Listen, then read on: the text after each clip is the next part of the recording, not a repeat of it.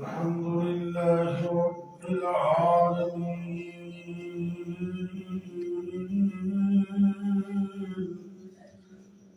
والعاقبة للمتقين والصلاة والسلام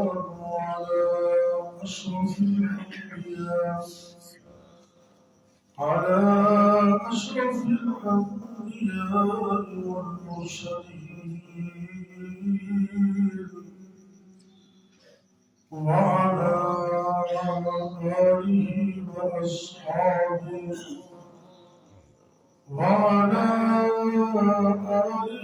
وأصحابه أجمعين. رب اشرح لي صدري ويسر لي أمري واحلل عقدة من لساني يفقهوا قولي. رب زدني علما.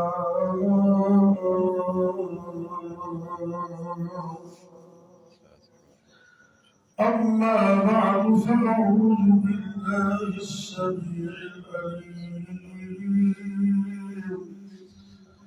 من الشيطان الرجيم. بسم الله الرحمن الرحيم.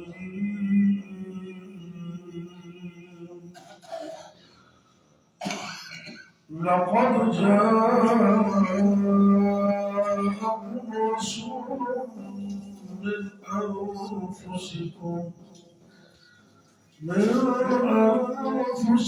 عزيز عليه ما عنتم حريص عليكم بالمؤمنين رؤوف رحيم.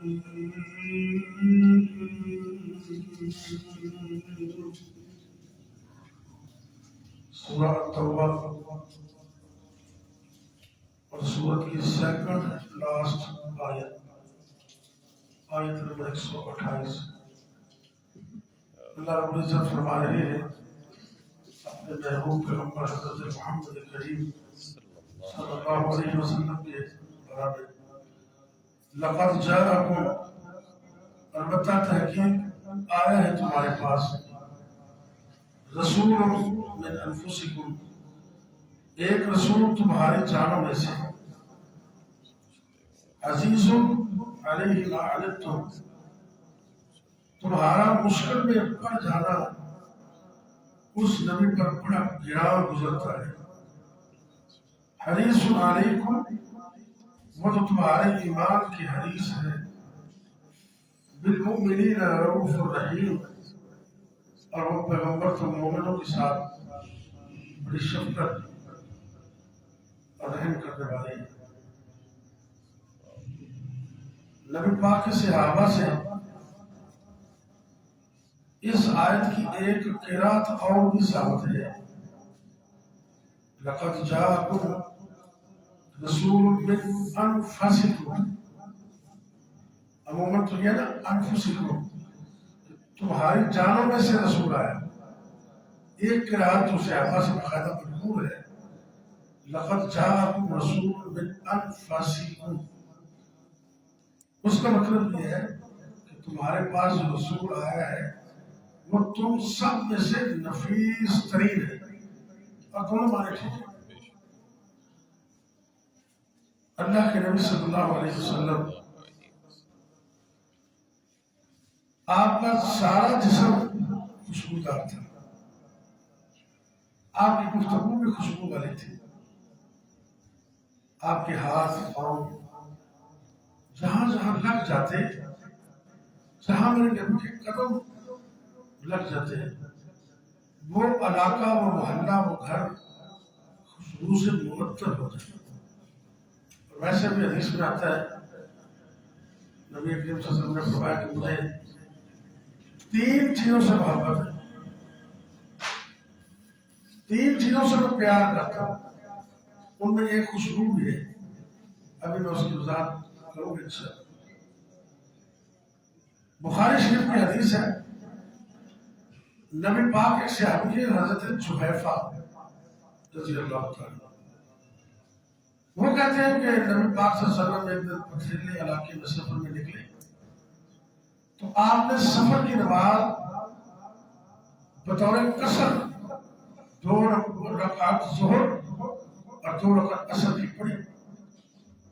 معلوم ہوتا ہے کہ سفر میں نماز کم ہو جاتی ہے اور اس کو جمع بھی کیا جا سکتا ہے۔ 2 رکعت ظہر اور 2 عصر پڑھی تو نماز سے فارغ ہونے کے بعد نبی پاک کے صحابہ بطور تبرک آپ سرکار کے ہاتھوں کو اپنے جسم پہ ایسے پر لے لیں۔ تو حضرت جحیفہ رضی اللہ تعالیٰ کہتے میں نے بھی کہا کہ میں بھی تبرک حاصل کروں، کہتے میں نے آپ کے مبارک ہاتھوں کو جب اپنے جسم کے ایسے لگایا تو کہتے ہیں کہ آپ کے ہاتھ ریشم سے زیادہ گرم اور کستوری سے زیادہ خوشبودار۔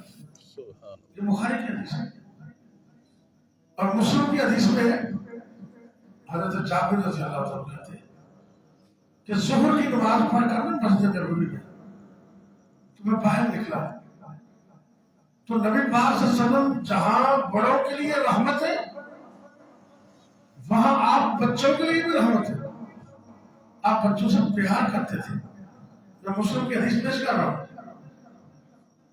حضرت جابر رضی اللہ عنہ ابھی عمر میں کم تھے، کہتے میں بھی بچوں میں شمار ہوتا تو میں بھی باہر تھا۔ اللہ کے پاک پیغمبر صلی اللہ علیہ وسلم مسجد نبوی سے باہر نکلے تو آپ سرکار نے دیکھا کہ کچھ بچے کھیل رہے ہیں تو آپ نے ان بچوں سے محبت اور پیار کی غرض سے ان کی گالوں پہ ایسے ہاتھ مارا، پیار کیا۔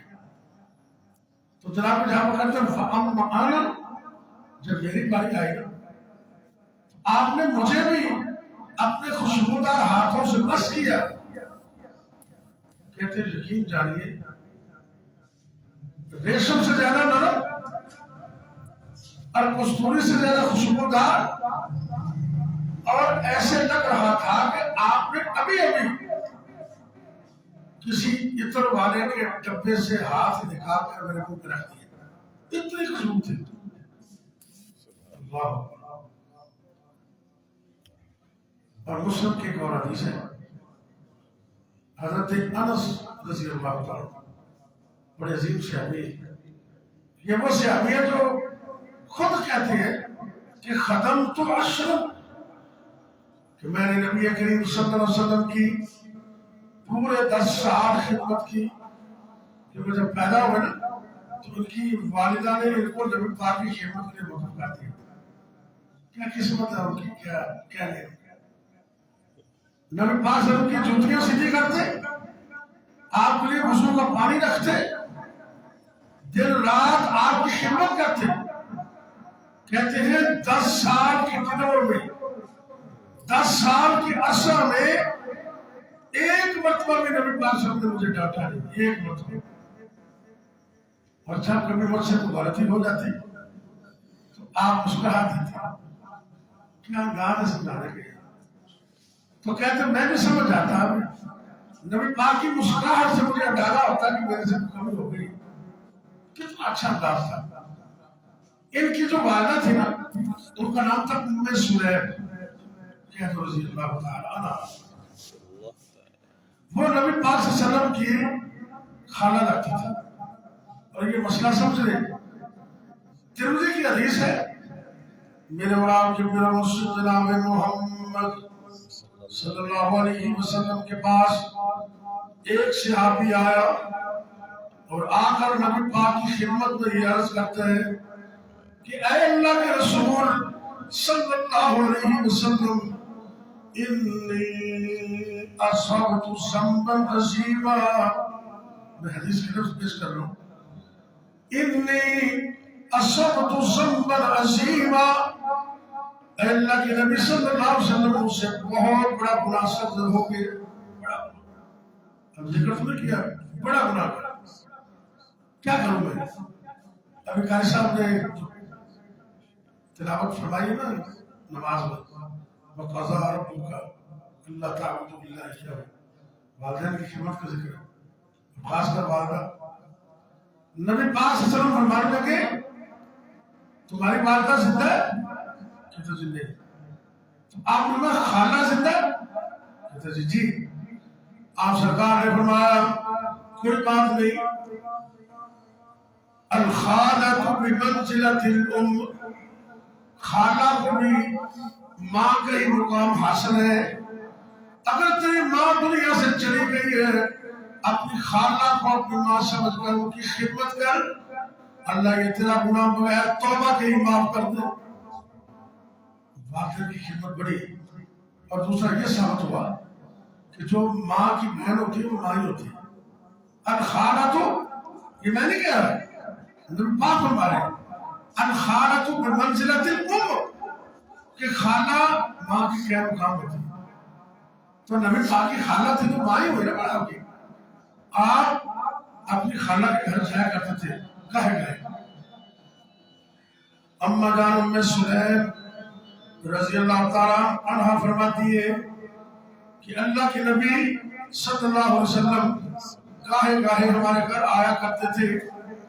تو ایک دن گرمیوں کا موسم، میں خوشبو مصطفیٰ عرض کر رہا ہوں، پسینہ تو آتا ہے مجھے اور آپ کو بھی، بڑے بڑے لوگوں کو بھی، لیکن اس سے سمیل آتی ہے. بندہ ذرا دور چلا جاتا ہے کہ بندہ خود ہی کہتا ہے یار میں ذرا دور سے آیا ہوں، السلام علیکم، وہ گلے بھی ملنا پسند کرتا.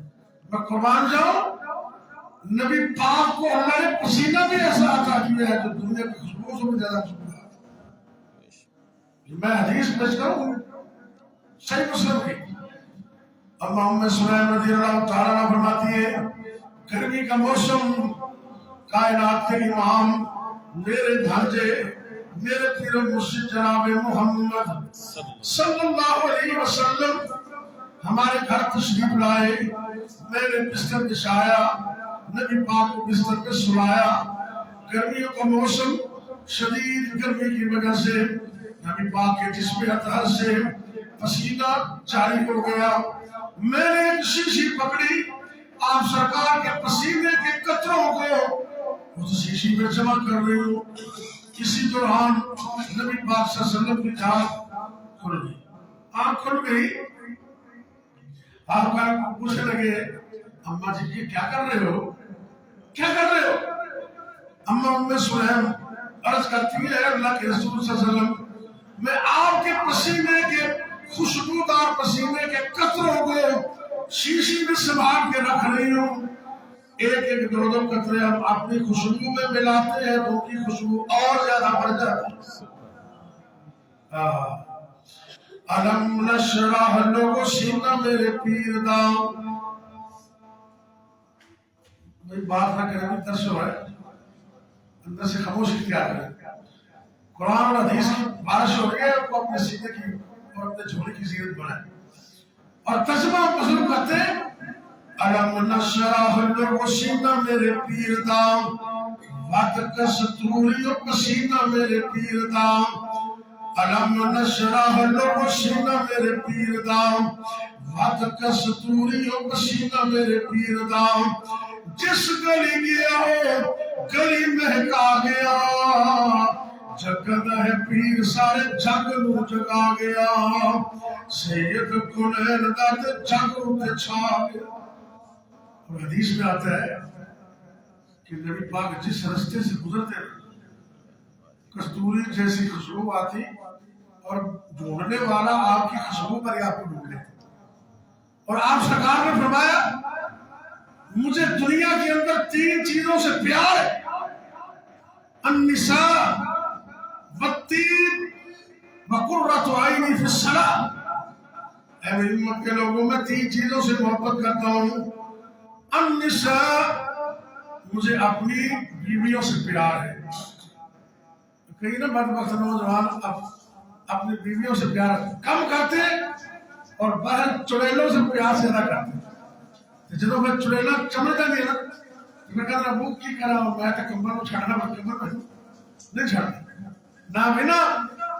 یہ جو آپ نے گھر میں شادی کر کے اس کو لے کے آئے ہو، اس سے محبت کرو. یہ نبی پاک کی سنت. آپ نے فرمایا لوگوں تم میں سے بہترین وہ شخص ہے جو اپنے اہل و عیال کے بارے میں بہتر ہے، اور میں بھی اپنے اہل و عیال بیوی بچوں میں سب سے زیادہ محبت اور پیار کرتا ہوں. ایک چیز عورتوں سے پیار، دوسرا خوشبو. آپ کہتے ہیں مجھے خوشبو سے بڑی محبت ہے. تیسرے نمبر پر آپ نے فرمایا وَقُرَّةُ عَيْنٍ فِي الصَّلَاةِ. او میری امت کے لوگوں، میری آنکھوں کی ٹھنڈک نماز دے. مجھے اس سے بھی بڑی محبت ہے. زندگی میں کبھی نماز نہ چھوڑا. ایک دوسری حدیث میں آپ نے فرمایا جب خوشبو کا تحفہ دینا اس کو ایکسپٹ کرو. آپ نے فرمایا اس کا وزن بھی کوئی نہیں اور خوشبو بھی بڑی ہے. اب چھوٹی سی چیز ہے نا کوئی، بسم اللہ جی آپ کے گفٹ ہے، محبت بڑھتی ہے. آپ قبول کریں. ایک حدیث میں 3 چیزیں جب تحفے میں دی جائے تو ان کو ریجیکٹ نہ کرو. خوشبو اور تکیہ. تکیہ کیا ہوتا ہے؟ مثلا یہ مسرت ہے، سرہانا پڑا ہوا ہے، تکیہ پڑا ہوا ہے، آپ کی کرسی ہے، کوئی بندہ آیا آپ کی محبت والا پیار والا، آپ اٹھ کھڑے ہوئے حضرت یہاں آ جائے یہ تکیہ لے لے تو آپ میں اس کو قبول کریں. دودھ کا پیالہ کو پیش کرے اس کو رد نہ کرو. کوئی خوشبو کا تحفہ دے تو اس کو رد نہ کرو. آپ سرکار خاص کر صبح والے دن خوشبو لگاتے اور نہ ملتی تو کسی سے لے کر لگا لیتے. میں تو سمجھتا ہوں آپ کو کیا ضرورت تھی، آپ کا تو جسم خوشبودار تھا، اصل میں آپ خوشبو لگاتے تھے امت کو سمجھانے کے لیے. اللہ اکبر. اور آخری بات، مرد اور عورت کی خوشبو میں فرق ہے، اس کو سمجھنا بڑا ضروری ہے. نبی پاک صلی اللہ علیہ وسلم نے فرمایا مرد کی خوشبو اس کا کلر کم سے کم اور خوشبو زیادہ. یہ مرد کی ہے، جہاں سے گزرتا ہے گلے آ رہے کیا بات ہے. لیکن عورت کی خوشبو وہ صرف اس کے خامد کے لیے قریب سے آتی ہے، دور نہیں جاتی. اس کا کلر زیادہ اور خوشبو کم سے کم، صرف خامد کے لیے. اور اگر کوئی عورت ایسی خوشبو لگائے کہ جہاں سے گزرے سارے بندے معطر ہو رہے ہو اور وے کے کر سبحان اللہ کیا بات ہے. لیکن سبحان اللہ قرآن پاک تو پڑھی گئی، کئی بندے اتنے بھی سبحان اللہ پڑھ لیتے. جب اسلام کی طرح ہوتا ہے ایک ہوتا ہے اسلام محبت، ایک اسلام جان چھڑائی بھی ہے. قرآن پاک پتا ایک اسلام جان چھڑائی، وہ کیا بولا کہ جب جہلوں سے ملو نا وَإِذَا خَاطَبَهُمُ الْجَاهِلُونَ قَالُوا سَلَامًا. تجھے بیٹھے ہوئے جا رہے ہیں سلام ہو گئے، ساڑھے بولنا وقت نہیں ہے. جاہلوں کو جب ملو نا تو میں کہتا ہوں کہ یہ اسلام میں جان چھڑائی. اور اس طرح یہ سبحان اللہ جو کہتے ہیں نا سڑکوں میں وہ کسی عورت کی خوشبو کو دیکھ رہے، کیا بات ہے. آپ سرکار نے فرمایا ایسی عورت کے بارے میں وہی قضا و قضا یعنی الزانیہ، ایسی عورت زانیہ ہے، زانیہ جو خوشبو کے حلے بازاروں میں پھینک کے لیے چلی جاتی ہے. آپ نے فرمایا عشاء کی نماز پڑھنے کے لیے مسجد میں بھی آنا ہوگا ایسی خوشبو لگا کر عورت نہ آئے. اور یہاں تک فرمایا اگر غلطی سے عورت ایسی خوشبو لگا لے کہ جو دور تک جاتی ہے تو اس کو یہ حکم ہے کہ وہ اس طرح غسل کرے جس طرح جنابت سے غسل ضروری ہوتا ہے. اس لیے میں نے آج خوشبو مصطفیٰ کے عنوان پر چند باتیں عرض کی. خوشبو کو ساتھ کریں لیکن دوسروں کا بھی خیال کریں. بعض بندے ایسی خوشبو لگاتے ہیں دوسروں کے ساتھ درد بن جاتے ہیں، تو ایسا بھی خیال کرنا چاہیے. بڑی دھیمی دھیمی سی خوشبو، اور اس خوشبو کے اندر مسواک بھی شامل ہے. ایسا نہ ہو کہ آپ سارے چہرے میں سپرے کی اور منہ سے سمیل آ رہی ہو.